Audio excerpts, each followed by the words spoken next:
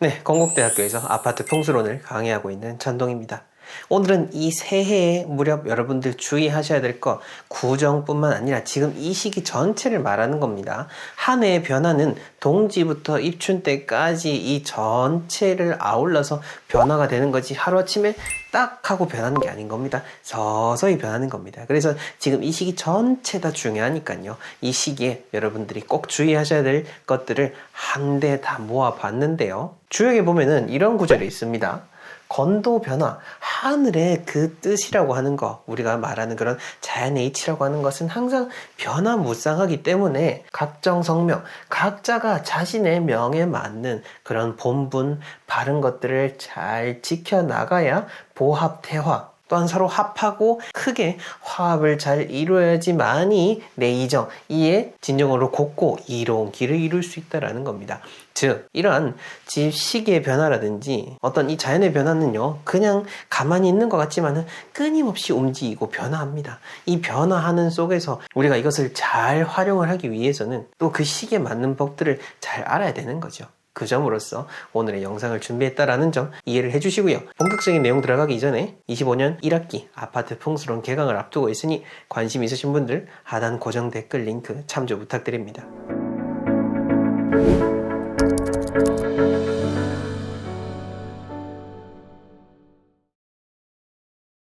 1월 20일이 대체 무슨 날이냐 라고 한다면은 여러분들 잘 아시는 24절기 중 하나인 대한입니다. 그리고 1월 6일은 소환이죠.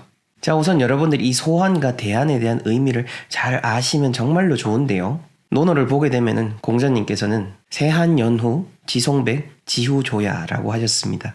추위를 겪은 이후에야 소나무와 잣나무가 늦게 시듬을 안다. 즉 세월의 어려움을 겪어봐야 진정한 삶의 가치를 알고 더 나은 삶으로 나아갈 수가 있게 된다라는 의미를 담고 있는데요.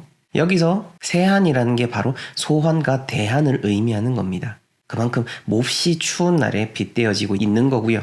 동지 섣달 꽃 본 듯이 날 좀 보소라는 말도 많이 들어보셨죠? 여기서 말하는 섣달이 음력으로 12월, 이 소환과 대한이 있는 달을 또 의미하기도 합니다.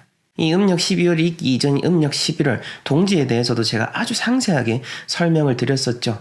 각종 학술지에 등재되어 있는 논문뿐만 아니라 전통 고서들을 다 살펴서 내용을 정리해서 말씀을 드렸었습니다. 그리고 그 동지가 지나고 나서 찾아오는 24절기가 바로 소환과 대한인데요. 이 소환과 대한이 의미가 있는 이유가 바로 그 다음 따라오는 절기가 바로 입춘이기 때문입니다. 입춘은 이제 풍수적으로 그리고 자연적으로 여러분들의 새해의 운이 완전히 열리게 되는 시점인 겁니다.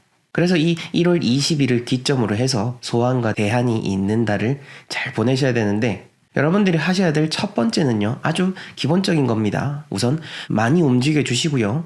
잘 드셔야 됩니다. 소환과 대한이 가장 강력한 추위가 오는 달이라고 이야기 드렸습니다. 동지로 인해서 해는 길어졌으나 겨우내 머물렀던 그 자연의 기운이 발산이 되면서 가장 맹렬한 추위를 남겨놓고 떠나게 되는데요. 그 남겨진 추위가 소환과 대한인 것이고 우리 속담에는 소환 추위는 꿔서라도 한다 라는 말도 있습니다. 그만큼 이 추위라는 것을 피할 게 아니라 마주하셔야 되고 여러분들이 이 추위 시점에 오히려 더 몸을 활짝 움직이고 펼치시면은 그 자연의 원리에 따라서 그 기운이 상승하게 된다라고 볼 수가 있는 겁니다. 동의보감에서는 노권상이라는 말이 나옵니다. 노권상. 현대말로 풀이를 하자면은 만성 피로 증후군과도 같은데요. 특히 겨울철에 여러분들이 움츠리게 됐을 때 기운이 막히고 계속해서 오히려 더 피로해지게 된다라는 것을 예전 선조분들께서는 잘 알고 기록을 해놓으셨고 이것을 잘 지켜나가는 게 바로 풍수의 원리인 겁니다. 다음으로 여러분들이 하셔야 될 것은 바로 빚을 갚는 겁니다. 이거에 대한 기록은 옛날 유득공이 저술한 경도 잡지에도 나와 있습니다. 옛 선조분들께서는 입춘이 되기 전, 즉 새로운 기운들이 싹트기 이전에 한 해 동안 묵혀졌던 그 남은 숙제들, 여러분들이 물질적인 빚이든 마음의 빚이든 그것들을 다 풀어내라라고 이야기를 하셨습니다. 물론 없는 돈을 당장 갚기는 어려울 수도 있겠죠. 저 역시나 예전에 항상 빚에 허덕이고 이자 납입일이 다가오는 게 무서울 때가 있었습니다. 돈이라는 것은 있다가도 없고 또 없다가도 있게 되는 겁니다. 특히 없을 때일수록 여러분들이 잊어서는 안 되는 게 신용을 잘 지키셔야 된다라는 겁니다. 여기서 제가 말씀드리는 신용은 돈을 갚는다라는 의미를 넘어서 지금은 당장 갚을 수는 없겠지만은 그래도 나라는 사람은 분명 내가 갚아야 할 것을 잊지 않고 신용을 중시하는 사람이다 라는 점을 꼭 어필을 하시는 게 좋습니다. 그리고 이런 물질적인 것뿐만 아니라 여러분들이 작년 한 해를 돌아봤을 때 너무나 감사했던 분들, 나에게 많은 은혜를 베풀어 주셨던 분들을 생각하시면서 선물을 하시거나 혹은 메시지로라도 감사했다라는 말을 한번 오늘 당장 전해 보십시오. 그 말을 듣는 사람도 그렇고 그 말을 한 사람도 그렇고 모두 다 좋은 운으로서 한 해를 시작할 수가 있게 되는 겁니다. 자, 다음으로 여러분들이 하셔야 될 것은 바로 식사를 대접하라라는 겁니다. 예전에는 대한이 오게 되면은 나라에서 잔치를 베풀어 백성들을 먹이게 하였습니다. 그때는 음식이 귀한 시절이었고 특히 겨울철이었기 때문에 더 나눔을 실천하기도 했습니다만은 그뿐만 아니라 이렇게 귀한 음식을 남에게 대접한다라고 하는 것은 다가올 입춘으로 인해서 다시 또 한 해에 많은 것들을 거두어 드리게 되는데 그렇게 해주는 이 자연에 대한 감사함을 베푸는 의미이기도 합니다. 자, 그러한 전통을 살려서 여러분들도 한번 주변 사람들에게 올 한 해 또 잘 부탁한다 라고 식사를 대접해 보십시오. 그 한 번의 식사 대접이 여러분들의 삶을 더욱더 풍족하게 해줄 것입니다. 자, 그리고 여러분들 이 세밀한 계획을 또 세우셔야 되는데요. 여러 가지 지금 계획을 세우시긴 했지만은 그걸 한 번 더 돌아보시고 조금 더 촘촘하게 세우는 것이 입춘이 다가오기 전 이 대한해 그리고 1월 20일을 기점으로 해서 해보시는 겁니다. 이렇게 했을 때 여러분들 한 해의 일들이 더 잘 술술 풀리게 될 것입니다. 자, 마지막으로 이 절기에 맞춰서 여러분들이 제철 음식을 먹는 게 좋은데 그 제철 음식들을 소개해 드리겠습니다. 소환과 대안이 있는 지금 이 음력 12월에는 여러분들 미나리와 새조개를 한번 드셔보십시오. 지금 이 시기에 가장 왕성한 기운을 머금고 있는 그런 식재료들이니 이를 통해서 여러분들의 기운, 여러분들이 사랑하시는 그 가족분들의 기운을 잘 살피시길 바랍니다. 소환과 대안의 풍수학적인 의미, 여러분들이 하셔야 될 것들을 제가 쭉 정리를 드려봤습니다. 새해가 양력으로 시작은 됐지만 아직 음력 12월입니다. 음력 12월은 한 해가 마무리되기 직전이자 또한 새로운 기운이 공존하는 그러한 시기입니다. 이럴 때일수록 여러분들이 하는 행동들, 하는 말들, 하는 생각들을 하나하나 잘 살피시고 현명하게 선택을 하셔서 언제나 다가오는 여러분들의 미래에는 모든 풍요와 행복이 찾아오기를 진정으로 기원합니다. 구체적으로 또 저는 어쨌든 여러분들의 공간과 관련된 일을 하는 사람이지 않습니까? 이 6가지의 유견을 하나하나 또 집을 구하는 것 혹은 집에서 생활하는 그 마음가짐과 또 이어서 이야기를 해보도록 할 테니 편안한 마음으로 잘 들어주시기 바랍니다. 유견 중에 첫 번째는 바로 자처초연입니다. 이 자처초연이 뭐냐? 스스로 내가 초연한 마음을 가져야 된다라는 뜻입니다. 여기서 스스로 내가 초연한 마음을 가져야 된다라고 하는 것은 내가 그 어떠한 외부에 있어서도 쉽게 흔들리지 않는다라는 거, 미혹되지 않는다라는 그런 깊은 뜻을 가지고 있습니다. 자, 예를 들어 보자면요. 제가 종종 풍수 컨설팅을 가게 되면요. 그 의뢰인분들께서 정말 친한 지인이다라고 해서 옆에 데리고 오시는 분들 종종 계시는데, 계셔도 솔직히 상관은 없기는 한데, 많은 의뢰인분들이 저희에게 정말 간절한 마음으로 신청을 해주시는 거거든요. 시간도 그렇고, 비용도 그렇고, 정말 큰 마음을 먹고 저희에게 연락을 주시는 건데, 막상 그 옆에 있는 그 지인 때문에 여러 가지 컨설팅을 하는 그 과정에서 조금은 방해가 될 때가 사실 있긴 있습니다. 그 뭐냐? 가장 대표적으로 저희를 되게 어떤 피탁한 시선으로 보시는 그런 분들. 어린 놈이 뭐 어떻게 보겠냐라는 마음으로 옆에서 피탁하게 보고 있으면요. 저도 사람인지라 집안에 대한 것들, 예를 들어 어떤 사옥에 대한 것들을 제가 명확하게 잘 보고 들여다보고 판단을 해야 되는데 옆에서 그러고 있으면 막 느껴져요. 막 따가운 시선이 막 느껴지다 보니까 그 일에 대해서 제가 방해를 받는 경우들이 종종 있는데 또 그러면서 뭐냐면은요. 그 의뢰인분들이 그런 사람의 그런 얘기를 듣고 마음이 또 흔들릴 수가 있게 된다라는 겁니다.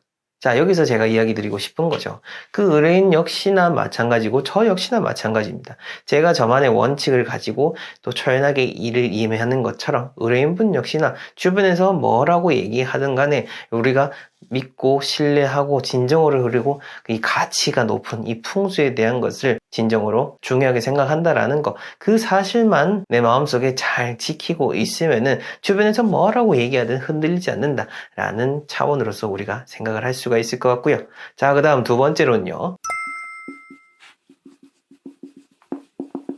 대인애연입니다. 사람을 대할 때 온화하게 대하라. 이 애자는 아지랑이 애자인데 글자는 아지랑이 애자입니다만은 그런 봄날의 기운처럼 따뜻하게 누군가를 볼 때 그렇게 대하라 라는 뜻입니다. 자, 이거 사실 참 뭐 당연하다 싶겠지만은요, 저는 그렇게 생각합니다. 저도 마찬가지고 우리나라 사람들 대부분요, 이게 정말로 부족하다라고 생각해요. 여러분들 길 가다가 만약에 누군가랑 딱 눈이 마주쳤어요. 여러분들 어떻게 하십니까? 온화한 미소를 지으십니까? 아니죠. 째려보죠. 눈이 빠지라. 넌 대체 왜 나를 왜 보는 것인가? 이런 마음으로 그 사람을 쳐다보고는 하는데, 그게 아니라 마음을 쫙 돌려가지고 그냥 모르는 누군가와도 편하게 인사를 나누다든지 그냥 미소를 주고받고 한다면은 여러 가지 트러블이 생길 이유도 없습니다. 그런 가벼운 만남도 마찬가지인 거고, 평상시에서도 사실 사람 만나다 보면은 마음을 상하게 되는 경우 분명히 있습니다. 대체 제가 나한테 왜 저럴까 싶은 생각이 들겠지만은 말 그대로 제가 대체 나한테 왜 그런지 우린 알 수 없습니다. 그리고 그 사람 역시나 나한테 어떤 부정적인 마음으로서 뭔가를 행한 게 아니라 놓쳤다라든지 까먹었다라든지 그런 식으로 여러 가지 뭐 시기적으로 안 맞았을 수도 있는 거죠. 그런 넓은 마음으로서 남을 대하게 된다면은 우리가 더 편하게 살아갈 수가 있게 되겠죠. 자, 그 다음 세 번째로는요, 무사직년입니다. 이게 무슨 뜻이냐면은 일이 없더라도 맑고 고요하게 잘 지내라라는 겁니다. 예를 들어서 여러분들이 어떤 자영업을 하는 사람이다 라고 했을 때 오늘 왜 이렇게 식당에 손님이 안 오지? 라는 마음이 들면서 막 초조해지는 거죠. 막 초조해지는데, 근데 그럴 때일수록 뭘 어떻게 초조하게 있는 게 아니라 그냥 오늘은 그렇게 손님이 없는 날인가 보구나, 혹은 내가 이럴 때 뭔가 뭘 보충할 수 있는 것이 없을까라는 마음으로써 맑게 행동한다라는 뜻을 지닌 겁니다. 근데 이런 행동 우리가 진짜 제대로 잘 지키고 있을까요? 글쎄요, 저는 그렇지 않은 분들이 오히려 더 많지 않나라는 생각이 듭니다. 특히 우리가 일이 없을 때 어떡하죠? 초조하거나 혹은 넋놓고 있는 경우들이 많습니다. 아니, 일이 없는데 왜 넋놓고 있지라고 하겠지만은 당해보신 분들이, 그리고 그 상황에 처해보신 분들은 알 겁니다. 뭔가 모를 어떤 무기력감에 잡힐 수도 있을 거고요. 아니면은 뭔가 일이 없거나 그런 슬럼프 자체에 내가 익숙해져 버린 상황이 되어 있을 경우에는 더더욱 이렇게 더 발전적인 상황으로서 내 그 시간들을 이끌어갈 수가 없게 되는 겁니다. 하지만 이 삶이라고 하는 것은 언제나 부침이 있게 마련인 거고, 좋은 일이 있으면 나쁜 일이 있는 거고, 또 나쁜 일이 있으면 또 좋은 일도 또 다가오게 되어 있습니다. 근데 중요한 거는 좋은 일이라고 하는 것은 곧 준비된 자에게 더 크게 찾아오게 되어 있습니다. 이 일이 없다라고 해서 넋놓고 있을 게 아니라 맑은 마음으로서, 더 발전적인 마음으로서 계속해서 나를 발전시키고 노력을 한다, 그런 의미를 가진 것이 바로 세 번째 무사직년입니다. 자, 다음 네 번째로는요, 바로 유사감연입니다. 일이 있을 때는 과감하게 행하라 라는 거죠. 제가 이거는 집을 구하시는 분들한테 종종 말씀을 드린 것 중에 하나인데요. 내가 집을 구해야지, 혹은 이사를 가야 되나 라는 그 의문이 들기 시작을 하면서 한 몇 년이 흘려버립니다. 대단하죠. 근데 이게 똘똘똘 하다 보면은 시간이 금방금방 가버리곤 합니다. 또 자녀들 키우시는 분들은 또 애들한테 신경 쓰다 보면은 몇 년 지나는 거 일도 아닌 거죠. 하지만 내가 뭔가 어떤 문제 상황에 대해서 인식을 했고 진짜 이사를 가야 된다라는 생각이 딱 일어서게 된다면은 그때는 과감하게 행동을 해야 된다라는 거죠. 바로 일단 새로 갈 집을 알아보고, 또 내 집을 지금 시세가 어떻고 이 정도로 내놨을 때 어떨지를 예상을 하면서 같이 준비를 해 나가는 겁니다. 그런 식으로 행동을 해야 내 삶이 변하게 되는 거지, 그냥 가만히 있고 생각만 한다라고 해서 달라질 거는 아무것도 없는 거죠. 그냥 똑같은 그 집에서 계속 살아가게 되는 거고, 만약 또 내 집이 부정적으로 또 좋지 않은 것 같다면은 계속해서 나는 나쁜 에너지에 노출이 되면서 소중한 그 시간을 계속해서 소모하게 된다라는 겁니다. 자, 어찌됐건 간에 뭔가 내가 할 일이 있고 내가 딱 마음을 먹었다라고 한다면은 과감하게 바로바로 결단을 해야 된다라는 측면을 여러분들이 꼭 생각을 해 주시고요. 자, 그 다음 다섯 번째로는요, 바로 득의 담년입니다. 득의 담년, 내가 원하는 뜻을 얻었더라도 담담하게 행동하라 라는 뜻인데, 사실 이거 참 어렵죠. 내가 원하는 것을 얻게 되면은 뭐부터 일어나죠? 입꼬리가 올라가죠. 네, 거기까지는 괜찮은데 입꼬리가 올라가면서 이제 막 친구들 뭐 주변 사람들한테 막 이렇게 자랑하고 또 으스대고 이제 막 특히 어떤 핍박받았던 뭔가 피의식이라든지 그런 게 있으면은 그게 나쁜 식으로 발현이 돼가지고 남을 무시하는 쪽으로 마음이 일어날 수가 있는 겁니다. 그래서 원하는 것을 얻는다라는 것이 참 이게 양날의 검이 될 수가 있는데 그게 양날의 검이 되지 않도록 담담하게 행동을 하는 것, 그게 중요하다라는 뜻을 담고 있는 것이 바로 득의 담년입니다. 특히 제가 컨설팅을 통해서 종종 어떤 분들을 뵙게 되면은 말이 정말로 막 앞서는 분들이 좀 계십니다. 실행력이 빠르고 그 추진력이 있는 거랑요, 말이 앞서는 거랑은 다른 겁니다. 말이 앞서는 게 아니라 행동이 앞서고, 그리고 그 행동이 앞서기까지 짧지만 정말 제대로 된 그 고민을 했다라면은 진짜 의미가 있는 거고 유사감련의 행동이 될 수가 있는 거지만은 그게 아니라 막 이렇게 뭐 말로써 더 화려하게 이미 일어나지 않은 일을 마치 성취할 것처럼 얘기하거나 성취한 일이라고 해도 그것을 너무 과하게 이렇게 외부에 알리고 자랑을 하게 되면은 그 어렵게 얻은 것을 쉽게 잃어버릴 수가 있다라는 거, 우리는 그 점을 잘 기억을 해야 될 것 같습니다. 자, 그 다음 마지막으로 6번째는요. 실의 태연, 즉 원하는 것을 얻지 못하고 잃는다라고 해도 태연하게 행동하라 라는 그런 뜻입니다. 사실 뭐 저도 이거 참 잘 안 되는 것 같아요. 제가 만약에 정말로 어떤 기대했던 일이 계약을 앞뒀다가 진짜 계약이 될 것 같다가 뭔가 어그러진다라든지 그러면은 여러 가지 실망감이 참 많이 들겠죠. 그러니 태연하게 있기가 쉽지는 않을 겁니다. 하지만 제가 늘 이야기 드리죠. 그 어려운 거를 해냈기 때문에 더 우리가 발전을 해나갈 수가 있다라는 겁니다. 최부잣집의 유견에서도 이야기하고 있는 것처럼 실이태연이라고 하는 거 어찌 보면 참 쉽고 당연한 얘기지만은 우리가 제대로 해나가지 못한다라는 측면이 있는 그런 이야기 같습니다. 하지만 모든 동양 고전에서도 다 동일하게 이야기하고 있습니다. 전전긍긍하는 마음, 초조한 마음, 조바심이 나는 마음에서는 우리가 뭔가를 이루어낼 수가 없는 겁니다. 지금 6가지의 6연을 보더라도 우리가 이 6가지를 한 가지로 딱 한 단어로 딱 이야기를 하자면은 저는 바로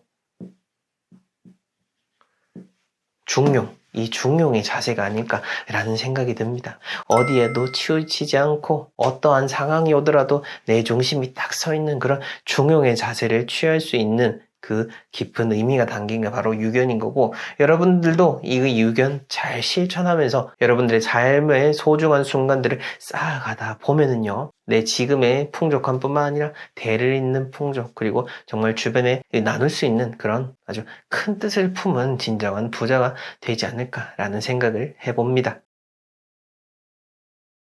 1월 1일 뿐만 아니라 지금 이렇게 양력을 전후로 해서 해가 바뀌는 시기, 이 시기에 오늘 제가 말씀드리는 것들 주의하시면은요, 한 해가 분명 달라질 겁니다. 한 해 정말 왕성하게 여러분들 활동하실 수 있도록 오늘도 의미 있는 이야기 준비했으니 끝까지 잘 들어보시기 바랍니다. 우선 어떤 행동을 하면 안 되는지를 넘어서서 지금 이 시기가 어떤 시기냐라고 하는 것, 그것을 우리가 먼저 생각을 해봐야 되는데요. 그거를 알아야 오늘 제가 말씀드린 이 행동들이 한 가지로 다 엮을 수가 있는 겁니다. 자, 뭐냐라고 한다면요, 바로 지금은 이 양이라고 하는 것이 막 피어오르기 시작한 때입니다. 근데 막 피어오르기 시작했다라고 하니까 되게 어떤 희망차고 활짝 피어오르는 꽃이 연상될 수도 있겠지만은, 제가 말씀드리는 정도는요, 아직 이제 씨앗 속에서 이제 새싹이 움틀까 말까, 이제 씨앗 안에서 일어나는 그런 작용 정도밖에는 안 된다라고 보시면 되겠습니다. 그러니 이 양이라고 하는 것 더더욱 소중히 지켜야 되는 시기이겠죠. 이 풍수뿐만 아니라 모든 이 자연의 이치는요, 음과 양이 서로 조화를 이루면서 순환을 하게 되는 겁니다.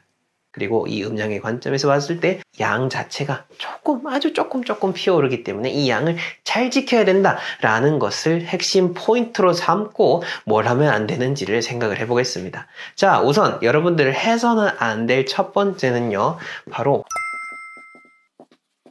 무리한 운동입니다. 무리한 운동. 왜냐? 우리가 막 이렇게 활발하게 움직일 수 있는 것, 이것은 우리의 기운을 빼는 거죠. 에너지를 움직이는 겁니다. 물론 적당하게 움직이고 적당하게 운동을 하면서 내 삶을 이렇게 계속해서 굴러갈 수 있도록 하는 것은 중요하지만은, 이제 새해 첫날이야, 나 이제 올해부터 살 확실히 뺄 거야, 다이어트 할 거야 라는 마음으로 갑자기 무리하게 막 해보지도 않았던 러닝 하시고 5km, 10km 막 이렇게 뛰시고 갑자기 막 근력 운동 막 이렇게 하다 보면은요, 여러분들 몸이 상해가지고요, 1월달 한 달 내내 못 움직일 수가 있고 정말 하는 시작을 망칠 수가 있는 겁니다. 이런 현실적인 측면도 있지만은 그게 곧 우리가 이 기운을 뺀다라는 측면도 있는 겁니다. 아니, 양기라는 거, 이 소중한 불씨지 않습니까? 이 불씨가 꺼질랑 말랑하기 때문에 이게 꺼지지 않도록 우리가 잘 지켜야 되는 건데, 막 이렇게 에너지를 소모를 해버리면은 이 양의 기운이 싹 사그라지게 된다라는 거죠. 그 점을 여러분들이 생각을 하셔야 되는 거고요. 그러니 이 영상 보시는 분들, 상당수 분들이 이제 50대 이상의 분들이실 텐데요. 하지만 요즘은 50대 이상이라고 해도 또 다 건강하시죠. 건강하시고 그 활동에 동력이 있기 때문에 활발하게 운동도 하고 잘 움직이시지만은, 새해 다짐을 아무리 잘했다라고 해도 제가 말씀드리는 측면이 있기 때문에 조금씩 마치 준비 운동을 한다라는 생각으로 이 시기에는 가볍게 운동을 하고 지나가는 것을 권해드리고요. 자, 그 다음 두 번째로 여러분들 하시면 안 되는 거는요, 바로 가만히 있기입니다. 아니, 앞에서는 무리하게 움직이지 말라며, 그래가지고 그냥 가만히 있으려고 했더니 갑자기 뒤에서는 가만히 있지 말라고 하네, 뭔가 앞뒤가 안 맞는 거 아니냐 라고 하시겠지만은, 자, 저는 여기서 그 가운데를 지키라는 겁니다. 너무 무리해도 이 양의 기운을 소모를 시켜버리는 게 되는 거고요, 너무 가만히 있어도 이 양의 기운을 소모시키게 되는 겁니다.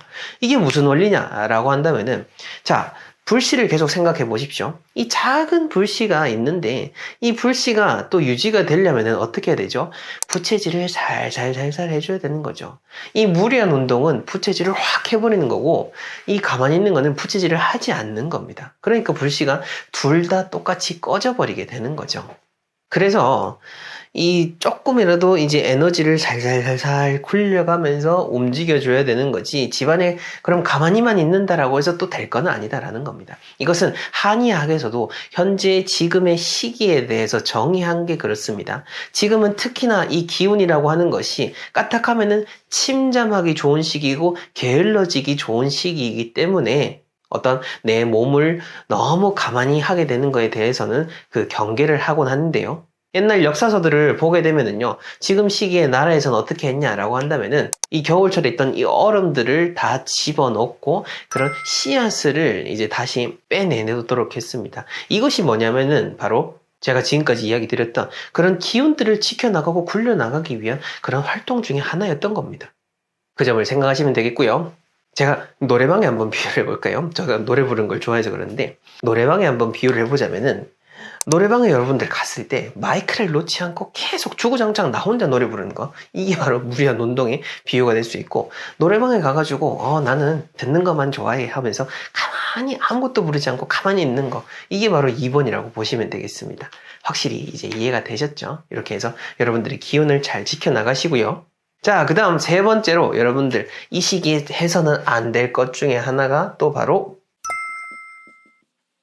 망상.